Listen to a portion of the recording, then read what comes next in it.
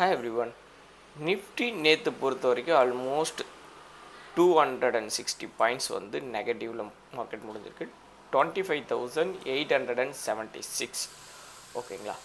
So நம்ம previous வீடியோவில் என்ன சொல்லியிருந்தோம் அப்படின்னு பார்த்தீங்கன்னா, மார்க்கெட் வந்து இந்த ஜோனுக்குள்ளே சப்போர்ட் எடுக்கணும். சப்போர்ட் எடுத்து இந்த ஜோனை பிரேக் அவுட் கொடுத்தா மார்க்கெட் வந்து மேலே போகிறதுக்கு பாசிபிள் இருக்குது. அப்படி இல்லைன்னா 26,100க்கு கீழே மார்க்கெட் இருந்தது அப்படின்னா ஃபஸ்ட் லெவலாக 26,000 போகும் அப்படின்னு சொல்லியிருந்தோம். அதுக்கப்புறம் ஒரு கீ லெவலையும் கொடுத்துருந்தோம், அந்த ஜோனையும் ரீச் பண்ணியிருக்கு. அதுக்கு கீழே இருந்த லெவலும் கொடுத்துருந்தோம், அந்த லெவலையும் மார்க்கெட் வந்து ரீச் பண்ணியிருக்காங்க. இந்த லெவலை என்றைக்கு கொடுத்தோம் பார்த்திங்கன்னா, நம்ம வந்து ஒரு 3 days பேக் வந்து மார்க்கெட்டு 5 minutesல இந்த இடத்துல கன்ஃபர்மேஷன் கொடுத்துருந்தாங்க. ஓகேங்களா, Jan 6.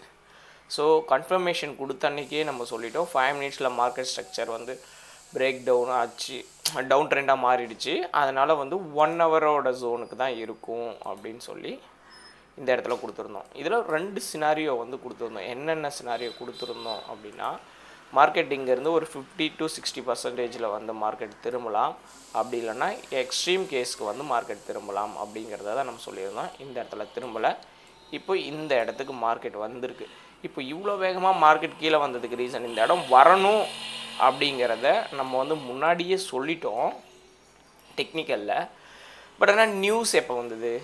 நியூஸ் வந்து இப்போ லேட்டாக தான் வந்தது. ஓகேங்களா, ட்ரம்ப் வந்து 500% வந்து டேரிஃப் இன்க்ரீஸ் பண்ண போகிறாரு அப்படிங்கிற மாதிரி நியூஸ் வந்ததுனால மார்க்கெட் வந்து இவ்வளோ வேகமாக நேற்று ஒரே நாளில் வந்து ஒரு ஆல்மோஸ்ட் ஒரு 280 பாயிண்ட்ஸ் பக்கம் வந்து மார்க்கெட் வந்து டவுன் சைடில் இருந்துச்சு.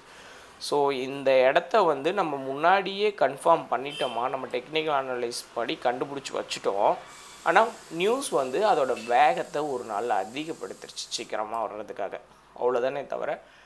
பட் நியூஸ் பேஸ் பண்ணிலாம் மார்க்கெட் நடக்காது. நியூஸ் வந்து ஒரு டெக்னிக்கல் நடக்க வேண்டிய விஷயத்த கொஞ்சம் வேகமாக பண்ணுமே தவிர நியூஸ் பேஸ்டு வந்து ட்ரேடிங் நடக்காது. ஸோ டெக்னிக்கலாக நம்ம முன்னாடியே கண்டுபிடிச்சி வச்ச விஷயமாக தான் நியூஸ் பேஸ் பண்ணி மார்க்கெட்டில் கீழே வந்திருக்கு. ஓகே, இப்போது இன்றைக்கி என்ன சினாரியோ நடக்கும் அப்படிங்கிறத நம்ம டீட்டெயில்டாக பார்த்துடலாம். ஓகேங்களா, மார்க்கெட் வந்து இப்போ இருக்கிற சினாரியோ படி மார்க்கெட் 1 ஹவர்லேயுமே சேஞ்ச் ஆஃப் கேரக்டர் கொடுத்துருக்கு. இதை பார்த்தீங்கன்னா தெரியும். ஸோ ஒரு பாயிண்ட் டிஃப்ரென்ஸில் இருக்கும். லோ பாயிண்ட் பார்த்திங்கன்னா 25,879.90. அதே இந்த இடத்த பார்த்திங்கன்னா பிரேக் பண்ண இடம் ஒரு பாயிண்ட் வித்தியாசத்தில் வந்து க்ளோஸ் பண்ணி இருக்குது, 25,878.05. ஓகேங்களா. ஸோ 1 ஹவரில் ஃபஸ்ட்டு டைமு மார்க்கெட் வந்து க்ளோஸ் வச்சுருக்கு.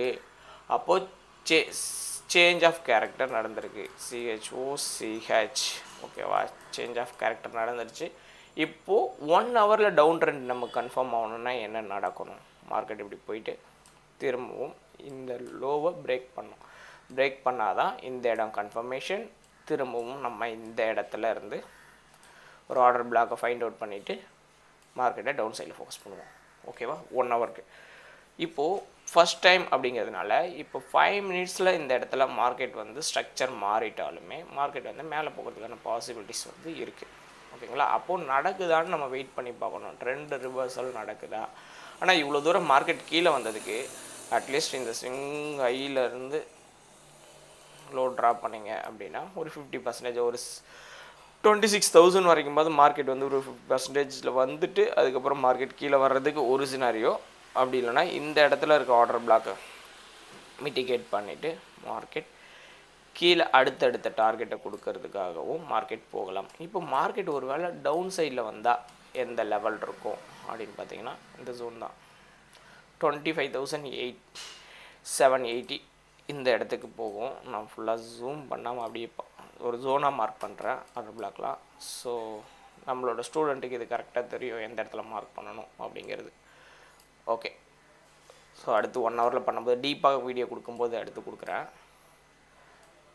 இப்போது அதே அப்சைடில் இருந்தால் எந்த ஜோனுக்கு இருக்கும் அப்படின்னு பார்த்தீங்கன்னா, இப்போது 26,870க்கு மேலேயும் 25,870க்கு மேலேயும் 25,900க்கு மேலேயும் மார்க்கெட் இருந்தால் 25,900க்கு மேலே இருந்து இந்த கீ லெவலுக்கு மேலே இருந்துருச்சு அப்படின்னா நிஃப்டி திரும்பவும் 26,100 நோக்கி போக ஆரம்பிச்சிடும். ஒருவேளை ப்ரீவியஸ் டே க்ளோஸுக்கு கீழேயும் இந்த இடத்தையும் பிரேக் அவுட் பண்ணிட்டாங்க அப்படின்னா மார்க்கெட் திரும்பவும் கீழே போக ஆரம்பிக்கும். அடுத்த லெவலாக இருக்க டவுன் சைட் டார்கெட்டை நோக்கி போக ஆரம்பிக்கும். இன்றைக்கி நிஃப்டியோட பெர்ஃபார்மன்ஸ் எப்படி இருக்க போகுது அப்படிங்கிறத நம்ம வெயிட் பண்ணி பார்த்து தெரிஞ்சுக்கலாம். தேங்க்யூ.